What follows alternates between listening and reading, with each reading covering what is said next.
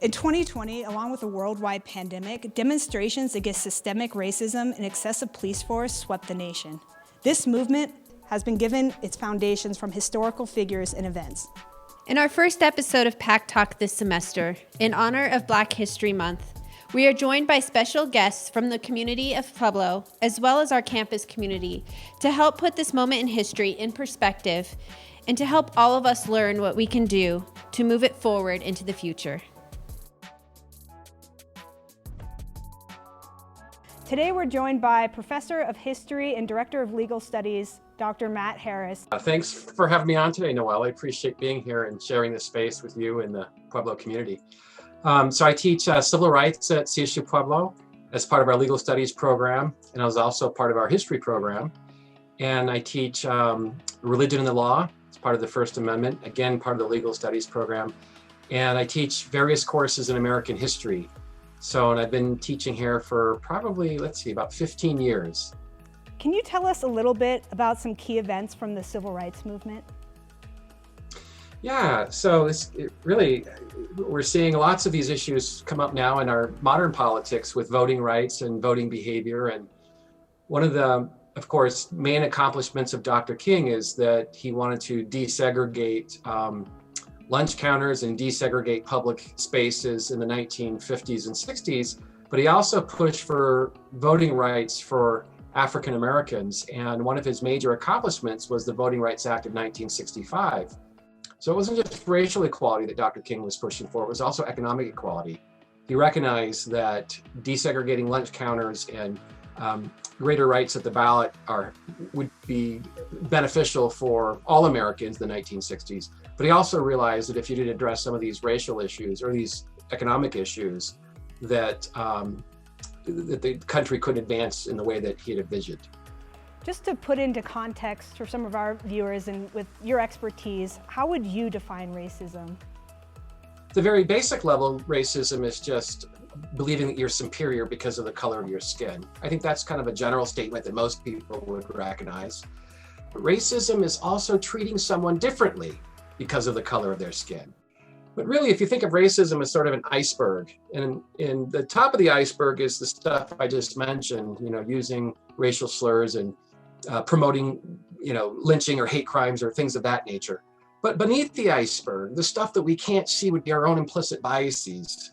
I think it's really, really important to talk about race and to raise our racial conscience so that we won't say things implicitly that we might later regret.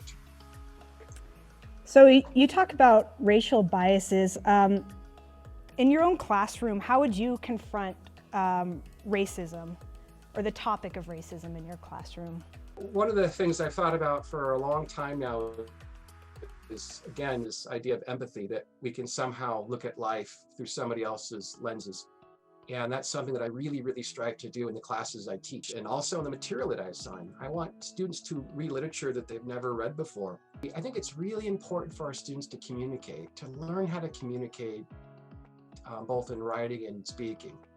And so that's why at the university we often have classes that deal with group projects. We have presentations, and we have written assignments, both small and large. And that's a skill that's going to serve a student no matter what their employment is or anything in their life. It's going to require the ability to communicate. I know when we were planning for this show, Matt, you had brought up a couple students. Can you talk a little bit from your perspective as a professor, seeing your students leading outside the classroom, what that felt like and what you took away from that? Yeah, so one of the students that I think you'll have on your program, Jacob Topping is his name. And there's another student that you'll have on the program, Shay, Dabney.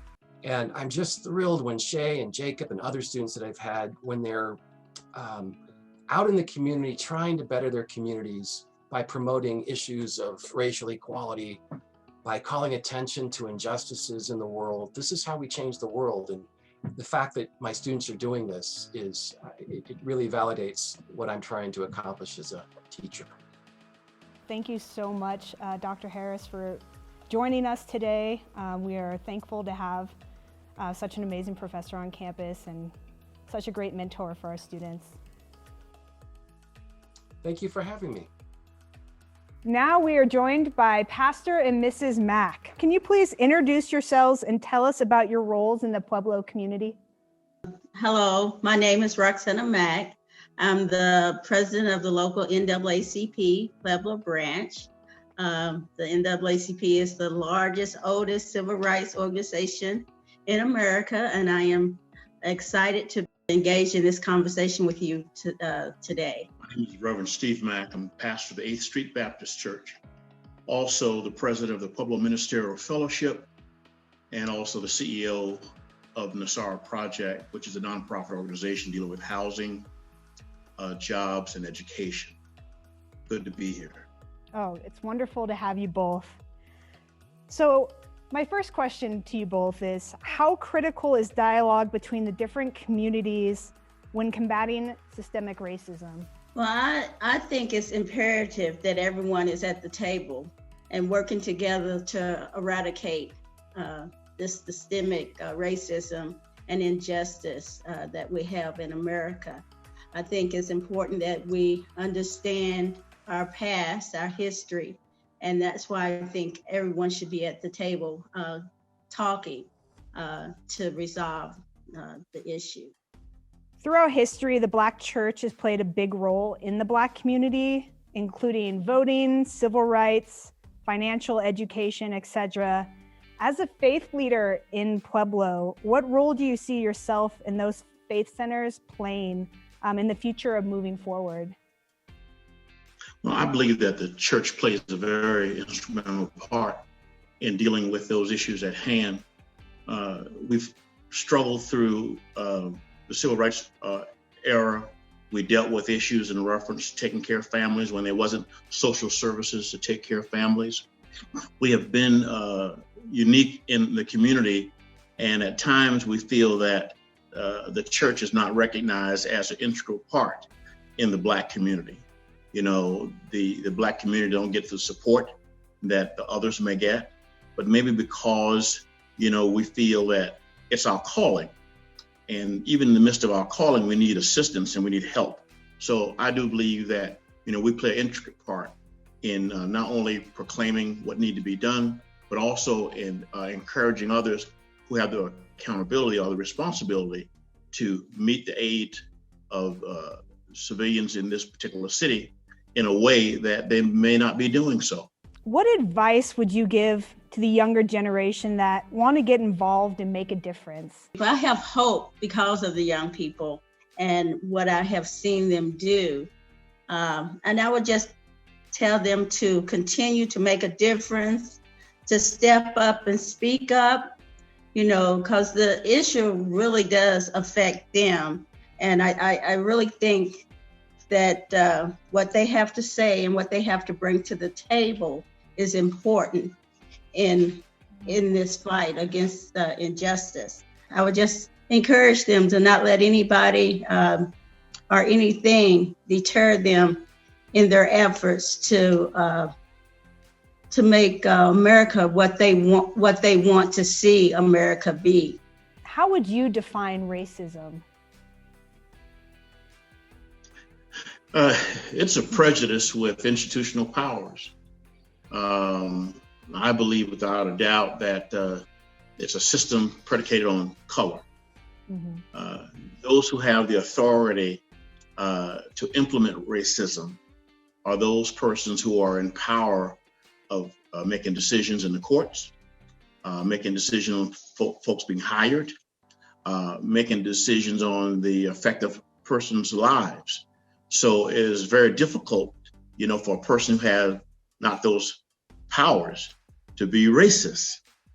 So when we look at racism, you know, I look at it as an institutional empowerment of people who have decided that color plays a difference, and they make that decision based on color and color alone. So unfortunately, systemic racism continues to be an issue in today's society. What are some of the issues the Black communities face, and what solutions do you see for these issues? Oh, wow. Yeah, that's a big question, I know. Yeah. Yeah. Jobs, you know, we need to have better jobs. Healthcare is a great issue in reference to equal justice. under the law. We think that the Black community should benefit from decisions made within, let's say, our city government. Community block development grants need to be focused on plight areas, especially areas of African Americans. We need to look at other federal funding coming to the city, and that the city will not think for some reason that they have the authority to use those monies any way they want to, but it should be used predicated on what the community need, especially all aspects of the community, whether it's Hispanic, Black, or whoever. And if we don't fund those communities, then folks end up in a situation where they feel they're left behind. Just recently, we had a discussion with some political figures, and the primary effort was to seek our help and our assistance. But my question was, why now? Why we haven't been dialoguing before? And so those kind of things you look at as a community leader, and you struggle with it because you feel that you're only brought to the table when you're needed, instead of looking at the need of that particular community. You mentioned healthcare, and I know we're in the middle of a pandemic right now.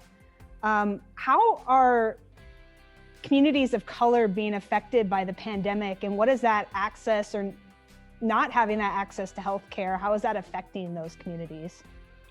Well, not only during the pandemic, but historically, African Americans have been denied, adequate health care.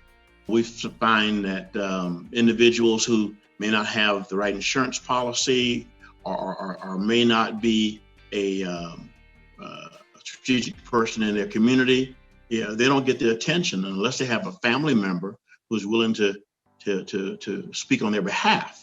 So the pandemic has just, magnified the health disparity that's been around all my life, and so we have to realize that there's nothing new, and the average person will see that healthcare has been denied in the sense of adequate, and the virus, COVID-19, has just magnified what's always been there.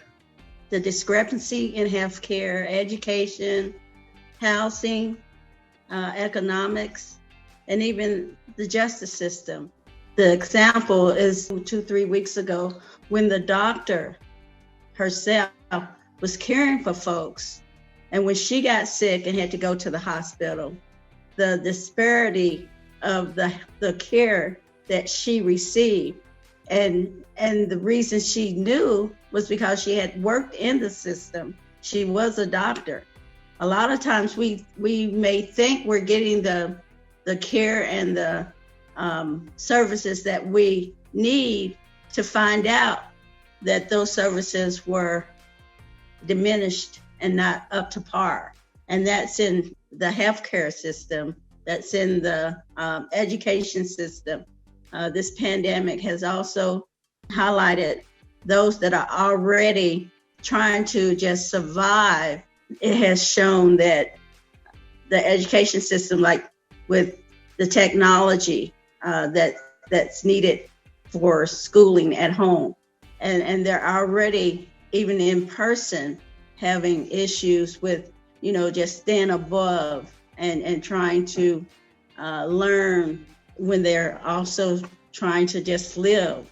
So I just think the pandemic has just amplified all these issues that we have put a Band-Aid on, rather than trying to heal the wound. And we just put a Band-Aid on thinking it would go away, and it won't go away until we reckon with it and address it.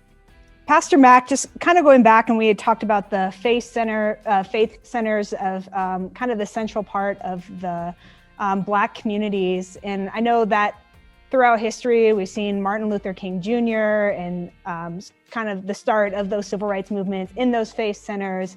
And I know more recently, we've seen a lot of faith centers kind of being the driving force behind getting voters to the polls and voting rights. Can you talk a little bit about access to voting in getting those pushes of those faith centers to get people to the polls? One of the things in reference to voting, is to educate the person who has the privilege and the right to vote. Mm-hmm. And we're fortunate here in Colorado to have the privilege of voting to be made very easily. Absolutely. You wait for your ballot to come in the mail, and you fill it out and you send it in, or you drop it off. But there's other places in the country where there's still gerrymandering. There's still areas where people are forced to stand in long lines in order to cast their ballots. There are still places in the U.S. where they move the ballot box, across the county, not just across the street. They make it very difficult for the minority person to cast their ballot. I believe that with the new administration and the things that are being put in place, not only executive orders, but actually going before the courts and passing laws, I do believe it'll get better. But that doesn't mean anything, because just like Georgia was able to do a great work in reference to casting a ballot and voting for the person that they felt was more qualified, mm-hmm. Every year, every election period, there's always individuals who try to hinder the vote, who try to alleviate, nullify, the minority vote. So it's going to be a battle, for forever, I imagine. It's sad to say that, but it seemed that way until we can get to a point where the election process, is a mandatory process, and no matter what folks may come up with, you won't be able to deny a person the privilege and the opportunity to vote. And we just hope that comes within our lifetime. That concludes our questions for you guys today. Is there anything else that you would like to add or share? In my devotion this morning, I was reading Amos chapter 5, verse 21 through 24. But verse 24 highlights this particular thought. And for those who have followed the civil rights movement, it may just ring a bell per se. But the prophet Amos dealt with an issue that the people of God wasn't really worshiping God the way they should have. They were giving sacrifice, they were doing all sorts of things. But he came to the conclusion that God said this: "But let justice run down like water, and righteousness like a mighty stream." We need to come to the point, America need to understand that justice need to run down like water, and righteousness, folks living right, acting right, should flow like a mighty stream. And until we do that, I believe we're in for a struggle.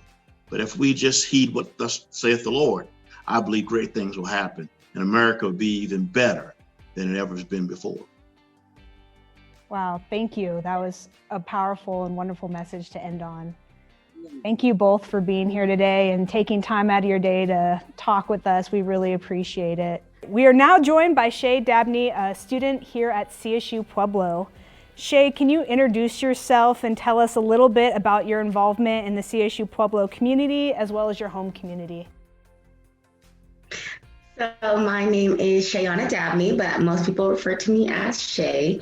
It is my senior year this year. It's my final semester. I double major in political science and history. I've been involved in the Black Student Union, in Alpha Kappa Alpha sorority, Tata chapter, and there's one other club that I was in. Oh, the Pueblo Young Democrats. And then at home, I'm originally from Colorado Springs, and I'm very invested in the social justice scene, I guess you could say. So next question, how do you define racism? I define racism as behaviors, institutions, and attitudes that contribute to the discrimination of people of a certain ethnic or racial background. It's not just discrimination on the basis of what you look like, but it contributes to a system of violence and hatred towards the people, I think is very key in that definition. Perfect, that's a great definition. As a community activist, can you describe one of the most impactful community events you have been a part of? I think in my history, especially this past year with the death of George Floyd and Breonna Taylor and all the other, Arbery and so many other people that lost their life last year to police violence, I think that, definitely the rally that we held in Colorado Springs in honor of him. It hit so close to home because a year prior to these events, in August of 2018, a young man that I went to high school with, Devon Bailey, was shot by CSPD and also lost his life in the same manner. So I think that it was very eye-opening to see that not only was this something that's happening nationally, but it's something that's happening here at home that we personally have witnessed here in Colorado. Absolutely. So Shay, I went to some of the Black Lives Matter protests in Colorado Springs, and I think what struck me the most was that it was all organized by young people, that it was young people who were leading the marches, and that it was these young people of color that were making sure people were going to the right place, that people were being safe while they were marching. Can you tell me a little bit about your organizing and being a part of that and what that was like? It's really interesting how I became an activist because it was honestly a call to action and I didn't really know how to go about it. So the first rally that I began was in the case of Devon in 2018, and there was two other young ladies from the high school that was around me, but I had not attended. And they were just looking for help and trying to put something together. So I reached out, and then here again, there was several people that I had met at that rally and through other rallies I had attended. And everyone was just looking for something to do. It was clear that something needed to be done. And I think that when true activism, I think it's greatest when people come together with a common cause, and it is common identities and commonalities are found between people that don't look like you or don't come from the same background as you, but they recognize your cause and we can come together. And I think that is what was the most beautiful thing and what made it the most easy to become an activist, because it truly was as simple for me as just looking for people that were interested in joining an event on Facebook. I said, this is what we're here to do. We want to grieve and express that grief as a community. And if you would like to do that with us, this is what we will be doing it. And it got a lot of positive response. And yeah, it really kind of surprised me how it all occurred and what it turned into. But it was definitely something that was just born of pain and definitely a need to do something, like a call to action, I would say. So for other students or other young people who want to get involved or aspire to be a leader in their community, what advice would you give them? Or how would you recommend for them to get involved, if that's just a starting place for them?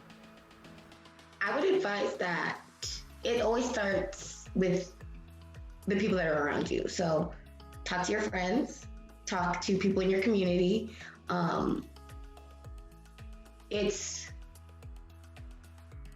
They say that when you're in a class and you ask a question, there's a statistical, if there's some kind of number that it proves that you're not the only person with that question. So I think the same falls suit in that if you are feeling that something needs to be changed in your community, or there's some kind of change you want to make in your community, there's other people that are feeling the same way. And it's as simple as just being able to put yourself in the right circles or find like-minded people. And it definitely is a lot of putting yourself out there, which was probably the hardest part for me, was being bold enough to step into a completely new arena and say, this is something that I'm interested in and I'm here to do the work. So it's a lot of personal initiative, and it's a lot of, it can be very intimidating to think that you're about to go do this work that has fantastic implications. A lot of times I felt like I didn't have the knowledge that I needed, or I wasn't sufficiently prepared to do so. But if everybody has to start somewhere, and if nobody takes that first step, then no progress could ever be made. So just don't be intimidated, as long as because you can always look for help. So don't be intimidated, I think would be my advice. And you had mentioned finding that community. I know speaking with members of Black Student Union, there was a lot of conversations that you guys had. There were tough conversations, but there were things that your community felt you needed to have for healing. How important was it for you to find that community at CSU Pueblo? I think it was key. I think that as Black students, a lot of times we can feel as though our identity becomes secondary as we become students, and that part of our identity falls away. So it's important for us to have a space where we can go and express and indulge and have really important discourse about that side of our culture, because while we are here being students, the world continues on, and we still have our skin color still has implications whether or not we're paying attention to them at the time. So it's important that we have these conversations, because especially as students, because this is historically where progress is born. So in discourse, I believe, is the ultimate resolution to everything, is when two people can sit down and have a conversation and truly understand and listen to what each party has to say. So last question, what are your plans after graduation? I actually definitely plan on doing at least a year off from school. Yeah. After 2 degrees in 4 years was kind of intense. That was definitely a little intense, but I would really love to go on to Howard University and study public policy is what I think I would like to do after graduation. Wow. And then eventually come back and work for the city on education, on the school board. Well, thank you so much for joining us today, Shay, and thank you for all the work that you've done on campus and that you've done in our communities. We really appreciate you and you sharing your story with us today. Thank you so much. It was great to be here, and I love the school. It was great. We are now joined by Jacob Topping, a junior at CSU Pueblo. Hi, Jacob. Can you please introduce yourself and tell us about your involvement in the CSU Pueblo community in the community of Pueblo? My name's Jacob Topping. I'm a junior here at CSUP. My major is political science, and I'm minoring in legal studies and history. This past summer, following what happened with George Floyd in Minneapolis, a few of us in the community around the same age, college age students, we were really trying to think of a meaningful way to bring about change in our city, and how we think police standard operations should reflect what the youth of our country, and really anyone who believes in a fair and just system, should look like. So we, this past summer, following what happened in Minneapolis, we organized a protest, and it was a grassroots event, really. So we finally ended up on the idea of holding a peaceful march through the downtown area and along the Riverwalk, because we decided that was the way that we would gain the most attention by people who, were in the downtown area during the summertime. It gained a lot of traction on Facebook and Twitter, Snapchat, Instagram. So it was really cool to see how many people showed up to this community movement protest, really to encourage peaceful change and bring about the awareness that we wanted to. So, yeah. A question we've been asking all of our guests is, how do you define racism? I would define racism as a targeted attack and oppression on people who may be in an ethnic minority. That's how I define it. So you talked a little bit about assisting with organizing the Black Lives Matter March in Pueblo. Can you tell us a little bit about why this cause was important to you? And can you tell us about your experience? I know you talked about it a little bit, but why was it important to you to be involved? Yeah. So this was something that was super, super important to me. I had seen what gone on in the video with George Floyd, and not only his video, but I'd also read about what had gone on in Aurora with Elijah McClain. I understood that this is something that needed not only national recognition, but recognition within our community, because there's a lot of people I know in Pueblo who believe the same way we do, that want to see our city really lead the way and our state lead the way in how police community relations grow. What we set out to accomplish, we accomplished, because following all the movements, not only in our state, but in our country, we saw Governor Polis alongside lawmakers like State Senator Leroy Garcia, other representatives at the state level, sign legislation that addressed police practices and things like ending qualified immunity and really encouraging better police practices. So I think it was really good to see a portion of what we set out to accomplish be accomplished. What advice would you give other students who want to get involved or aspire to be a leader in their community? The advice I would give really is just to hear one another out. There's nothing more beneficial than listening to your peers, your community members, considering that we may stray on the political spectrum, we may stray on how we feel about one another, but we can all agree that human rights are nothing that should be altered, especially based on the color of one's skin. So I think in this case, and in any case, it's most important to really listen to your community and what the needs of your community are in order to set the standard of what needs to be changed. And if you're able to do that, I think you can set a good example moving forward of change and how to be a leader in your community. So, yeah. Thank you, Jacob, so much for talking with us today. We really appreciate everything you've done for the Pueblo community. As somebody who oversees student organizations, I just want to ask you, do you have any plans on starting a student organization on the CSU Pueblo campus?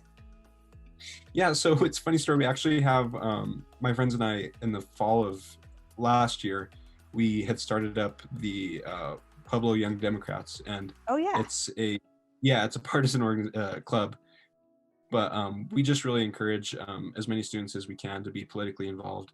I know I have my own political beliefs, and other students may have theirs, but I think we saw in this last election that when people vote, things change. Well, again, thank you so much for joining us, and good luck this semester, and hopefully we'll be seeing you around campus. Thank you. I appreciate you guys having me. Yeah, thanks again.